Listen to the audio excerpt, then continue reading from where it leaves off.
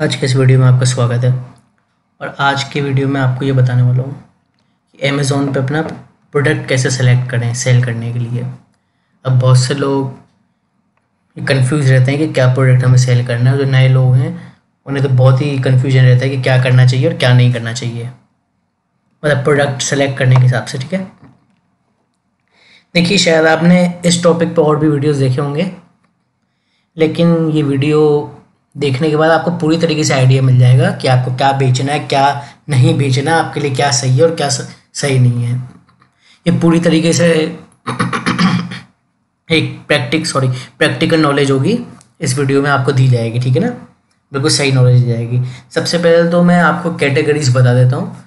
Categories की बात करूँ तो ये सारी कैटेगरीज आप अमेज़ॉन पे बेच सकते हैं। ये जो कैटेगरीज है इनके अंदर कुछ सब कैटेगरीज भी होती हैं जो कि आप इन पर क्लिक कर करके देख सकते हैं। सबसे पहले तो ये कैटेगरीज हैं जो आप बेच सकते हैं। ठीक है ना, क्या है क्या नहीं, और उनमें कैटेगरीज की सब कैटेगरीज होती हैं। ये अमेज़ॉन, फ्लिपकार्ट, मीशो पे सेम ही रहता है। ये जो चीज़ें अमेज़ॉन पे बेच सकते हैं वो फ्लिपकार्ट पे भी बेच सकते हैं, वो मीशो पे भी बेच सकते हैं, और आने वाली कोई अगली कोई ई कॉमर्स साइट होगी तो उसमें भी बेच ही सकते होंगे। ठीक है ना, तो कैटेगरीज का तो ये है, कोई दिक्कत नहीं है। जो आराम से विजिट करके देख सकते हैं, जो कैटेगरी बेची जा रही हैं वही आप भी बेच सकते हैं।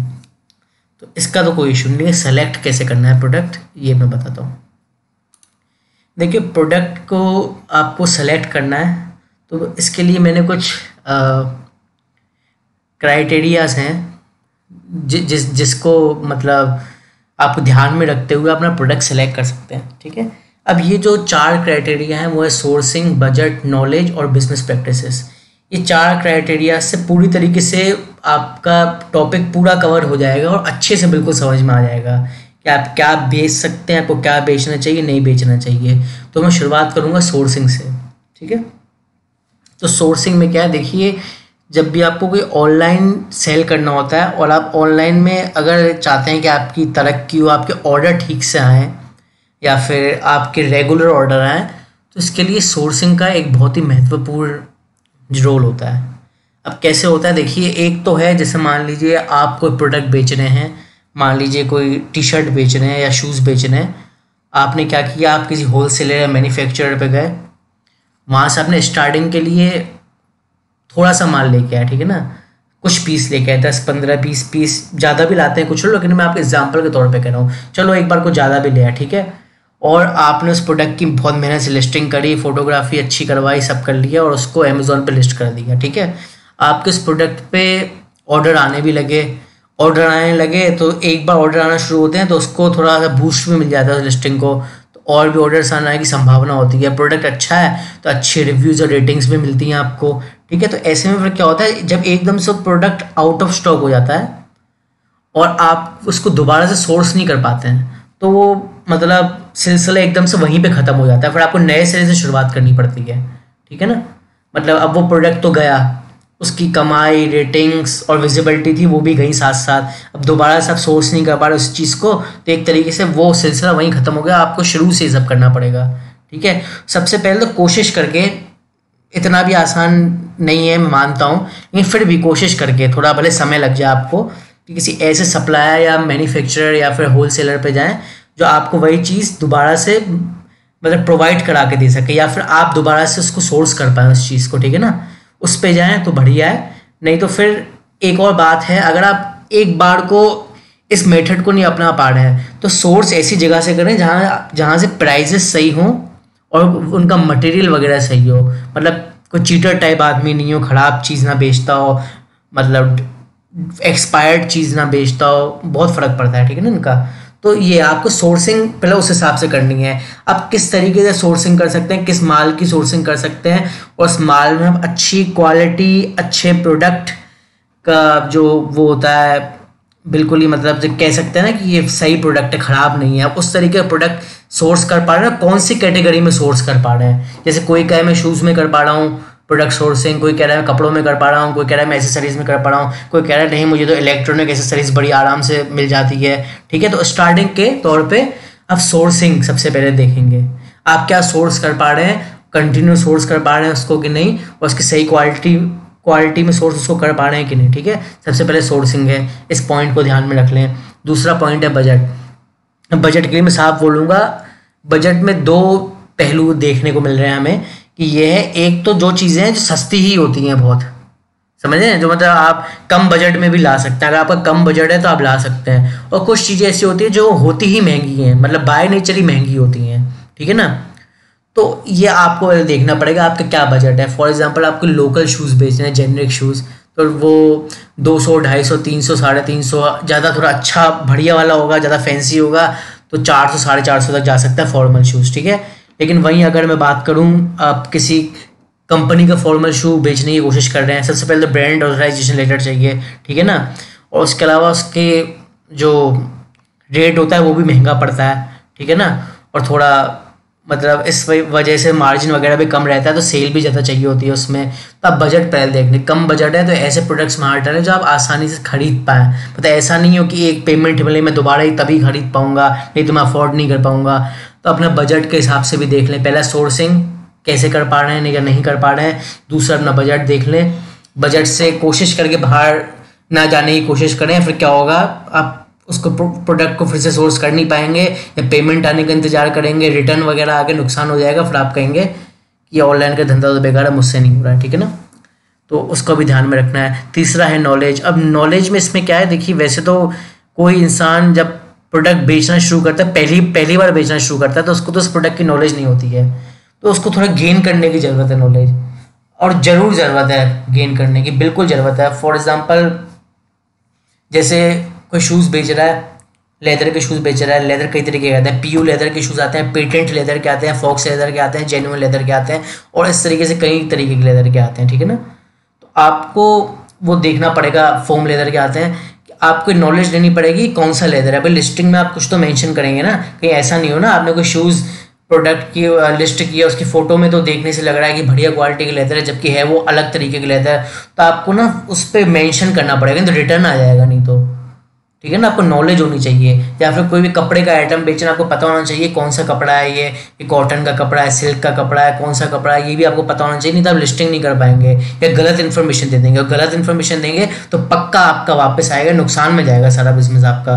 जो शिपिंग चार्ज, क्योंकि वापस आता है ना अगर कोई प्रोडक्ट, शिपिंग चार्ज आपको बियर करने पड़ते हैं दोनों तरफ के, ठीक है ना। तो एक तरीके से नेट लॉस में ही जाता है ये, ठीक है। तो नॉलेज अच्छी होनी चाहिए कि मैं क्या जो चीज़ मैं बेच रहा हूँ किस मटेरियल की है, ठीक है। ये साइज़ क्या है, इसका क्या साइज़ होता है, मीडियम साइज़ किसे कहते हैं, स्मॉल साइज़ किसे कहते हैं, गिलास किसको कहते हैं, बोरोसिल वाला कांच कौन सा होता है, मतलब ये नॉलेज होना जरूरी है। अगर इस नॉलेज को ना बेच रहे हैं तो थोड़ा सर्वाइव करना यहाँ मुश्किल है, ठीक है।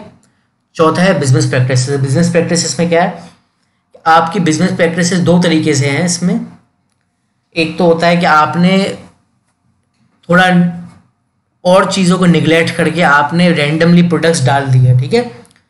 अब किसी किसी की बिजनेस प्रैक्टिस क्या होती है, उन्होंने लिस्टिंग कर दी, अब वो एड्स पे खूब पैसा खर्च कर रहे हैं, ठीक है ना। वो जो एड्स हैं उनके, उस पर खूब पैसा खर्च कर रहे हैं, तो उनके प्रोडक्ट की विजिबिलिटी ज़्यादा है और वो बिक भी रहा है, ठीक है। तो उनके लिए थोड़ा आसान रहता है, ठीक है। उनको बहुत ज़्यादा मतलब दिमाग तो तब भी लगाना होता है प्रोडक्ट पे, लेकिन उनको फिर भी एडवांटेज मिल जाती है ऐड की। और बहुत से लोग होते हैं, ये उनकी बिजनेस प्रैक्टिस नहीं है कि स्टार्टिंग में वो ऐड चला सकें, ठीक है ना। तो अगर आपकी बिजनेस प्रैक्टिस ऐसी नहीं है कि आप स्टार्टिंग में ऐड नहीं चला पा रहे हैं, या फिर प्रोफेशनल फोटोग्राफी नहीं करवा पा रहे हैं, समझ रहे हैं ना। एक तो भाई कोई कोई तो क्या होते हैं जो प्रोफेशनल फोटोग्राफी भी करवा लेंगे, मतलब आई कैचिंग होगी उनकी इमेज, प्रोफेशनल लिस्टिंग भी करा लेंगे, ठीक है ना। उनको नॉलेज भी बढ़िया है, एड्स भी चला लेंगे, मतलब कैसे भी करके अपनी लिस्टिंग को बिकवा ही देंगे, ठीक है ना। तो उनके लिए एक अलग बात है। ज़्यादातर आप देखेंगे बड़े बड़े सेलर्स के ख़राब चीज़ें भी बिक रही हैं, वो खैर आपको पता नहीं होगा, मैंने अच्छे से रिसर्च करी है, कुछ बिक रही हैं, कुछ बड़े सेलर्स की ख़राब चीज़ें बिक रही हैं। तो उनकी बिजनेस प्रैक्टिस है, उनको पता है मैं कम ज़्यादा रेट कर लूँगा, कहीं कहीं नो प्रॉफिट नो लॉस में बेच दूंगा, ठीक है। एड्स भी खूब चला लूँगा, विजिबिलिटी बढ़ा लूँगा, सब कर लूँगा, ठीक है ना। और आप ये बिजनेस प्रैक्टिस आपकी अलग है कि भाई मैं घर में फोटोग्राफी करूँगा, कोई बहुत ज़्यादा हाई क्वालिटी की फोटोग्राफी नहीं कर पाऊँगा, मैं एड्स अभी अफोर्ड नहीं कर सकता हूँ तो थोड़े ही चला पाऊँगा, ठीक है। तो ये भी है। तो इसमें क्या है फिर, इसका मेन क्या है मकसद। जैसे फॉर एग्जांपल दो तरीके के प्रोडक्ट हैं, एक वो है कि जो इसमें कंपटीशन बहुत ज़्यादा होता है, एक वो है जिसमें कंपटीशन बहुत कम होता है। अब आप एड्स वगैरह चलना अफोर्ड कर सकते हैं, ठीक है। तो आप हाई कंपटीशन वाली चीज़ें बेच सकते हैं, आपका बिक जाएगा, ठीक है। और आप एड्स वगैरह चलाना अफोर्ड नहीं कर पा रहे हैं तो आप लो कंपटीशन वाली चीज़ें ही बेचेंगे, ठीक है ना, इसका ये मतलब है। तो ये है, तो पहला मैं इसको समराइज़ कर देता हूँ, कहाँ से लाना है और आप वो ला पा रहे हैं माल दोबारा कि नहीं, माल से मेरा मतलब प्रोडक्ट ला पा रहे हैं कि नहीं उस प्रोडक्ट को, और अच्छी क्वालिटी में आप मतलब सोर्स कर पा रहे हैं, ऐसे तो नहीं कि उल्टा सीधा घटिया सा माल ला पा रहे हैं, तो वही प्रोडक्ट बेचने की सोचें जो आप ठीक से सोर्स कर पा रहे हैं। दूसरा बजट, जो आपका बजट होगा, बजट से बाहर नहीं जाना है, क्योंकि अगर कुछ रिटर्न विटर्न आया तो लॉस बियर नहीं कर पाएंगे। तीसरी नॉलेज, मतलब ये नहीं है कि आप दिखा दें सेब और बीज अमरूद दें, मतलब एक एग्जाम्पल के तौर पे कह रहा हूँ, ऐसा कुछ तो खैर बेचते नहीं है। एक बात बता रहा हूँ, मतलब ऐसे नहीं कि आप बोलें जेन्युइन लेदर है, सिंथेटिक लेदर, आप बोलें पीयू लेदर है, फॉक्स लेदर, ठीक है ना, या आप कपड़ा कोई दूसरा बताएं, आपको साइजेस की नॉलेज नहीं है, नॉलेज होनी चाहिए, ठीक है। थोड़ी गेन कर ले, कोई बड़ी बात नहीं है नॉलेज को गेन करना, इंटरनेट पे आजकल सब मिल जाता है। और बिजनेस प्रैक्टिस मैंने आपको बताया, अगर आप अपनी लिस्टिंग को बूस्ट दे सकते हैं तो आप कॉम्पिटिटिव चीज़ों में भी हाथ डाल दें, कोई दिक्कत नहीं है। अगर आप लिस्टिंग को बूस्ट एड्स वगैरह से नहीं दे पा रहे हैं तो थोड़ा कंसिडर करें कॉम्पिटिशन वगैरह को, और प्राइजेस को, सबसे बड़ी बात प्राइजेस को आपको कंसिडर करना पड़ेगा। थोड़े कोशिश करके स्टार्टिंग में अपना इतना मार्जिन नहीं रखें, ठीक है ना, क्योंकि आप नए हैं ना, तो थोड़ा मार्जिन कॉम्प्रोमाइज करें। अगर आपकी बिजनेस प्रैक्टिस एकदम पावरफुल है, एकदम बढ़िया है, यहाँ भाई मैं तो बेच ही लूँगा कैसे भी करके, ज़बरदस्ती बेच ही दूंगा, तो आप थोड़ा रिस्क ज़्यादा ले सकते हैं। जिसकी बिजनेस प्रैक्टिस कमज़ोर है वो रिस्क थोड़ा कम लें। तो ये है, ये बिल्कुल प्रैक्टिकल तरीका है। इन 4 चीज़ों का आप ध्यान में रख सकते हैं, मतलब और चीज़ें आप ध्यान में रखना चाहते हैं तो रख सकते हैं, कि इसमें इन चारों में सब कुछ कवर हो गया मेरे हिसाब से, तो सब कुछ कवर हो गया है। यही चीज़ होती है बजट, नॉलेज वगैरह, सोर्सिंग और बिजनेस प्रैक्टिसेस, ठीक है। आप इन चीज़ों को अच्छे से समझें, पहले जो जो बेचना चाह रहे हैं उनकी लिस्ट बना लें, कैटेगरीज में से देख के, और ये देखें मार्केट में जाके देखें कि क्या खरीद पा रहे हैं, कि क्या समझ में आ रहा है, सोर्स कर पा रहे हैं कि नहीं, और आगे के प्लान क्या आपके बिजनेस चलाने के, इस हिसाब से चुनें तो लॉस नहीं होगा, ठीक है। दिमाग से चुन के लिस्ट करें, और बाकी रैंडमली कर लिया कि घर से ही उठा के, मतलब जो हमारे घर में चीज़ें दिख रही हैं, मुझे जो दिख रहा है आंखों के आगे वो बेच दूं, तो ये थोड़ा यहाँ सर्वाइव करना मुश्किल हो जाता है, ठीक है ना। बस इतना ही था, थैंक यू।